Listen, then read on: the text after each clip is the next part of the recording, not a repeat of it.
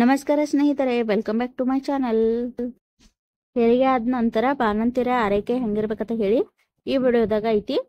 Last ತನಕ ಈ video ನೋಡ್ರಿ. ಹೆರಿಗೆ ಆದ ನಂತರ ಮಹಿಳೆಯರದಾಗ ದೈಹಿಕವಾಗಿ ಮತ್ತು ಮಾನಸಿಕವಾಗಿ ಹಲವಾರು ಬದಲಾವಣೆ ಆಗ್ತಿರ್ತಾವು.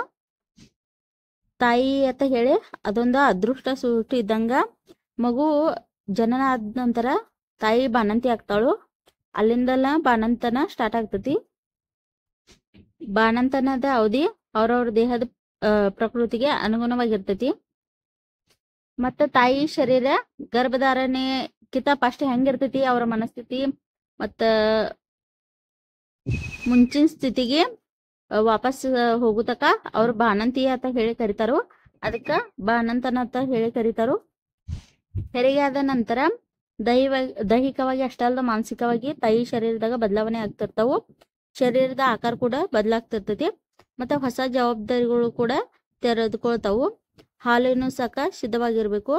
ಹೀಗ ಅನೇಕ ಆತಂಕಕ್ಕ ತಾಯಿ ಜೀವ ಒಳಗಾಗ್ತಿರ್ತೈತಿ. ಮತ್ತ ಈ ಟೈಮ್ನಾಗ, ಈ ಸಮಯದಾಗ ಆಕೆಗೆ ಒಳ್ಳೆ ಆರೈಕೆ ಅಗತ್ಯತೆ ಇರ್ತೈತಿ. ಹಾಗಾಗಿ ಬಾಣಂತಿ ಆರೈಕೆ ಹೆಂಗ್ ಮಾಡ್ಬೇಕಂತ ಹೇಳಿ ಒಂದ್ ಸ್ವಲ್ಪ ಸಲಹೆಗಳನ್ನು ನಾ ಹೇಳಾಕ್ತೇನೆ ನೋಡ್ರಿ. ಇಲ್ಲಿ ಅವ್ರಿಗೆ ವಿಶ್ರಾಂತಿ ಬೇಕಾಗ್ತತಿ, ಮತ್ತೆ ಪೌಷ್ಟಿಕಾಂಶಯುಕ್ತ ಆಹಾರ ಬೇಕಾಗ್ತತಿ, ವ್ಯಾಯಾಮ ಮಾಡ್ಬೇಕಾಗ್ತತಿ. ಅವ್ರ ಬಾಣಂತಂದಾಗ ಮೇನ್ ಅಂದ್ರ ಅವ್ರಿಗೆ ವಿಶ್ರಾಂತಿ ತಗೋಬೇಕಾಗ್ತತಿ. ಮಗುವಿದ್ದಾಗ ವಿಶ್ರಾಂತಿ ತಗೋದ ಒಂದ್ ಸ್ವಲ್ಪ ಕಷ್ಟನ.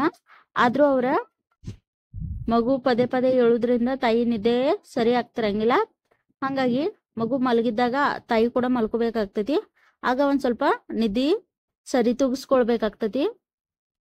ವಿಶ್ರಾಂತಿ ಅಂದ್ರೆ ಕೇವಲ ನಿದ್ದೆ ಅಷ್ಟೇ ಅಲ್ಲ, ಮಾನಸಿಕವಾಗಿ ಯಾವುದೋ ಒತ್ತಡದಿಂದ ದೂರ ಇರುವುದಂತ ಹೇಳಿ. ಒತ್ತಡಗಳಿದ್ರ ತಾಯಿಗೆ ಎದೆಯೆಲ್ಲ ಹೆಚ್ಚಾಗಿ ಉತ್ಪತ್ತಿ ಆಗಿ ಮಗುವಿನ ಆರೈಕೆ ಚೆನ್ನಾಗಾಗ್ತತಿ. ಮತ್ತ ಮನಸ್ಸು ಕೂಡ ಪ್ರಶಾಂತವಾಗಿರ್ತೈತಿ.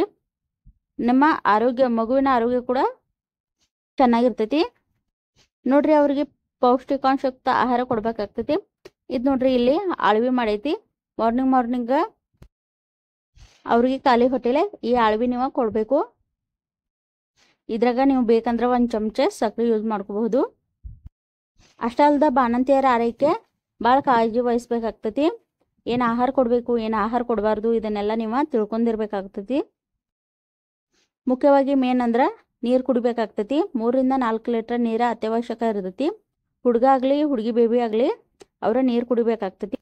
ನೀರ ಕಡಿಮೆ ಕುಡಿದ್ರ ಮಲ ವಿಸರ್ಜನೆ ಕಷ್ಟವಾಗ್ತತಿ. ಮತ್ತು ನಾರ್ಮಲ್ ಹೆರಿಗೆ ಆದವ್ರಿಗೆ ಹೊಲಿಗೆ ಹಾಕಿರ್ತಾರೋ ಆ ಹೊಲಿಗೆಗೆ ತೊಂದರೆ ಆಗ್ತತಿ.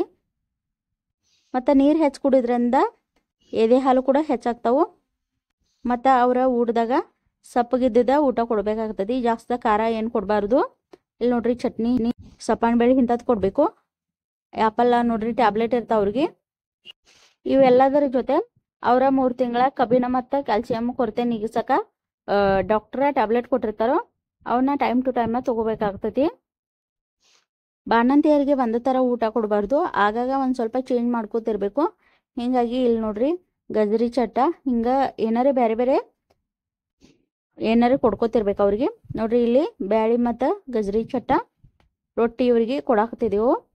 ಅವರ ಚಪಾತಿ ತಿಂತಾರೆ, ಚಪಾತಿ ಕೊಡ್ರಿ. ಅವ್ರಿಗೆ ಭಾಳ ಹೀಟಿದ್ರ ಚಪಾತಿ ಅವಾಯ್ಡ್ ಮಾಡಿ ರೊಟ್ಟಿ ಕೊಡ್ಬೋದು ನೀವು. ಹೆರಿಗೆ ಆದ ಕೂಡಲೇ ಬೆಳ್ಳುಳ್ಳಿ ಮೇನ್ ಇರ್ತೈತಿ. ಬೆಳ್ಳುಳ್ಳಿ ದೇಹಕ್ಕೆ ಪೋಷಕಾಂಶಗಳ, ಜೀವಸತ್ವಗಳು ಮತ್ತು ಖನಿಜಗಳನ್ನ ಪೂರೈಸ್ತಿರ್ತೈತಿ. ಹಿಂಗಾಗಿ ಬೆಳ್ಳುಳ್ಳಿ ಹೆಚ್ಚಾಗಿ ಅಡುಗೆದಾಗ ಯೂಸ್ ಮಾಡ್ರಿ. ಇದು ನೈಸರ್ಗಿಕ ಬ್ಯಾಕ್ಟೀರಿಯಾ ವಿರೋಧಿ ಔಷಧ ಕೂಡ ಆಗೈತಿ. ಇದು ಹಾರ್ಮೋನುಗಳ ಕಾರ್ಯವನ್ನು ಸಮತೋಲನಗೊಳಿಸ್ತೈತಿ. ಮತ್ತು ಬೆಳ್ಳುಳ್ಳಿಯನ್ನ ನಿಯಮಿತವಾಗಿ ಸೇವಿಸಬೇಕು. ಮತ್ತು ಬಾಣಂತಿಯರಿಗೆ ದಿನಕ್ಕೆ 2 ಸಲ ಹಾಲು ಕೊಡಬೇಕು. ಕುಡಿಯಾಕ ಕುದಿಸಿ ಆರಿಸಿದ ನೀರು ಕೊಡಬೇಕು. ಇದಲ್ದ ಕೆಲವು ಜನರ ಬಾಣಂತಿಯರಿಗೆ ತರಕಾರಿಗಳು ಮತ್ತು ಹಣ್ಣು ಕೊಡುವುದಿಲ್ಲ. ಈ ಸಮಯದಾಗ ಬಾಣಂತಿಯರಿಗೆ ಪೋಷಣೆ ಅವಶ್ಯಕತೆ ಇರ್ತೈತಿ. ಹಿಂಗಾಗಿ ಅವ್ರಿಗೆ ತಾಜಾ ಹಸಿರು ತರಕಾರಿ, ಸೊಪ್ಪು ಮತ್ತು ಹಣ್ಣುಗಳನ್ನ ಕೊಡಬೇಕು. ಮತ್ತು ಮೊಟ್ಟೆ, ಯಾರ್ಯಾರು ಚಿಕನ್ ತಿನ್ನೋರು ಇದ್ರೆ ಅವ್ರಿಗೆ ಚಿಕನ್ ಇಂಥದ್ದೆಲ್ಲ ಕೊಡಬಹುದು. ಬರೀ ಗಂಜಿ ಮತ್ತು ತಿಳಿಸಾರ, ಅನ್ನ ಅಷ್ಟ ಕೊಡಬಾರ್ದು. ಇದರಿಂದ ಅಪೌಷ್ಟಿಕತೆ ಮತ್ತು ರಕ್ತಹೀನತೆ ಉಂಟಾಗ್ತತಿ. ಮತ್ತು ಹೆಸರುಬೇಳೆ ಪಾಯಸ, ಹಾಲಿಂದ ತಯಾರಿಸಿದ ಕೀರ ಇಂಥವೆಲ್ಲ ಕೊಡಬಹುದು ಇವರಿಗೆ. ಇದೇ ಹಾಲ ಹೆಚ್ಚಾಗ್ತಾವು. ಇಷ್ಟು ಹೇಳ್ಕೊತ ನನ್ನ ವ್ಲಾಗನ ಇಲ್ಲಿಗೆ ಎಂಡ್ ಮಾಡಾಕ್ತೇನೆ. Thank you for watching.